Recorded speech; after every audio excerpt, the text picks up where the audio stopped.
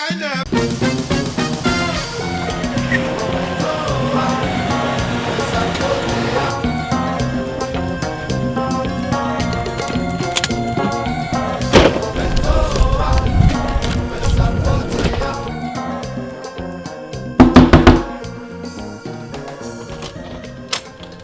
him.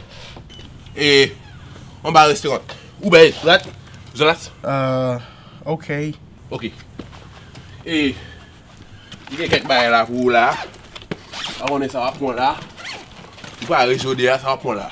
Nou gen bakon sa wou de jenjan, ok? Sa son gri blan chicken soswa. Mwen ka ba ou tout baye la $20. Sou ba vle pou a yase tout $10, ok? Sa plein fritay. Plein fritay. Degen fritay $3, ok? Bouillon, plein bouillon. Mwen ka ba ou tout baye la $15 sou ba vle.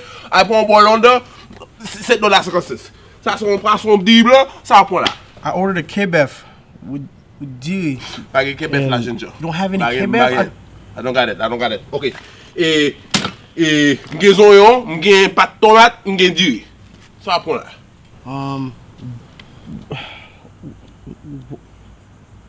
Where's my kebab? I ordered. M'bagen kebab. Fek nou sa m'gen la mande pou kebab. Okay. Fresh, everything fresh. Why do you have zonyon? Pat tomate. Okay. This is Uber Eats, right? Uber Eats Umba Resturaunt. Okay, look. Poisson du blanc en dedans. Piment tout bail. Sous bable tout bail. Okay, like that. Ça prend.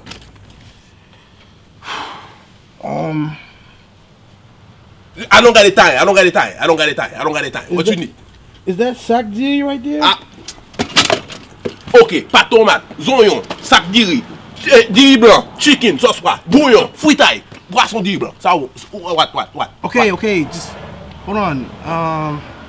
Let me get the poisson and the diri. Okay. I ain't problem. Buy fresh. You sure? Be careful. Okay. Qu'est-ce de la bonne? It's paid for already through the app. Qui a ça?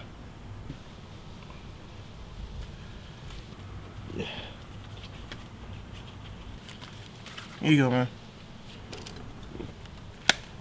Thank you. Ok, frère. I don't know. Ok, ben là, ok. Et sous la ou besoin l'autre bagaille, ça me connaît. Ou qu'est-ce que tu No. les moun yo sous app là, ouais. Ok. Pas de problème.